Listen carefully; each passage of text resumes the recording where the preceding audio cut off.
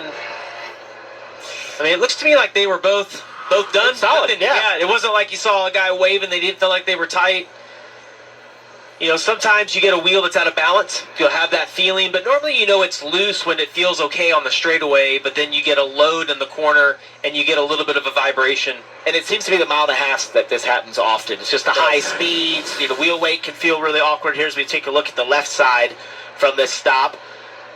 And see the left rear's a little bit slow right here, so the left front's going to be done. I don't know. That was. I mean, I would feel really good if I was Pullman about what you see right there. You know it's not the left front, so you keep a good eye on that left rear, and I'm going to say those guys feel good about it. And historically, for whatever reason, it's Vegas, Texas, this place, you seem to have vibrations, these tires. Allgaier, the control car, inside lane, driver 7, and once again, outside to hit Brandon Jones, and they're getting squirrely as we go green. Sammy Smith was all over the place. It almost looked like he got into the back of Jones, and then Zilic got into the back of him. It's like it checked him up. There's a bit of bumper tag there as they're all trying to get the power down. It's a really slick restart zone as Sheldon Creed at the back of the screen there in the yellow car shoots to the outside 3 wide, trying to make up positions. And Brandon Jones going to take control outside lane, and he just hammers around Allgaier. Yeah, his mid-corner speed was huge. It was almost like Justin couldn't pick the throttle up the way the 20 did. You see right here as they go through 3 and 4, Jones goes to the bottom to take a little bit of air away, see if he can keep control of this race. H.R. Wild back there racing for the 4th spot. 88 Connor Zilic, 8 Sammy Smith. Teammates going at it, both in the playoff push. And here comes the 54 Taylor Gray, little wiggle in the corner. It's unbelievable, Parker, as I watch these guys. They pass for the lead right here. Allgaier got a big run off turn 2, is able to get inside of Brandon Jones. It just seems like the middle doesn't have any grip. These guys are fighting to get to the bottom, and anybody that's off the bottom really struggling to put the power down loose on exit. See, there's that contact there on the right of your screen.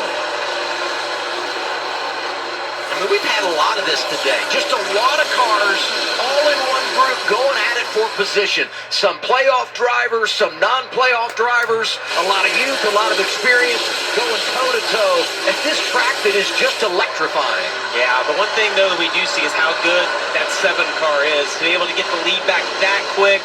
Looking at his lap times right now, 3 to 4 tenths quicker than what second place can run. 7 car. On that other car. Whatever the tagline is on the rear bumper, and you think, I saw that all day long. Look at the 4 red slop. Oh, yeah. Ended it up in the outside lane. He did. Generated a lot of momentum. Let's see if he's able to do the same thing down here in 1 and 2. Spreads off the 4 car. Doesn't really commit to that high line. It could have been because of the guys in front of him. Anthony Alfredo being up 10. New episode Wednesday, 8/7 Central, right there, right here on CW. And right there is the CW car, and that would be Law & Order Toronto. Matt DiBenedetto flying the colors this weekend. 23rd in the running order right now.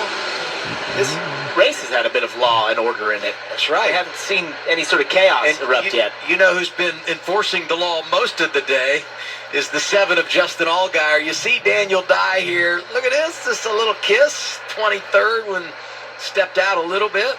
That's the first one we've seen today, I think, in a lot of respects. It is. Other than the 88 getting into the wall a little bit in practice, you see all those marks in the wall. That normally this place would be completely blackened around the outside of the racetrack. But we've just not seen people around the wall. You hear him check up for a long time before he got into it. By the way, Poole here is a lap down. Yeah, look at him, though. He is getting the top going right now. Well, and with 9 to go on the stage, he's like, let's just keep this thing going. Right. Allgaier, don't pass anybody else. I want that free pass. Dean Thompson is doing an outstanding job. Exceptional day. He was top 5. If you go back to Charlotte, that's his best ever run, our last mile and a half. And he's been in it all day today. He's not a playoff driver. We look at the standings here, 9 to go in the stage. Allgaier's done a great job. Zilic in position to advance. Mayer's knocking on the door of being able to advance on points, but a lot of drivers helping themselves. Taylor Gray, top of the list, +3 coming in. He's now +19. And let's get an update now on race leader Justin Allgaier, looking for another stage victory here, Kim. Yeah, but remember the beginning of this stage, those first few laps, we thought maybe they had a loose left side wheel. The crew went back, looked at their pit stop, felt confident they got all of the lug nuts tight on that left side. There was the most recent communication from Justin the team on what he was feeling. Still don't love the left side, just FYI.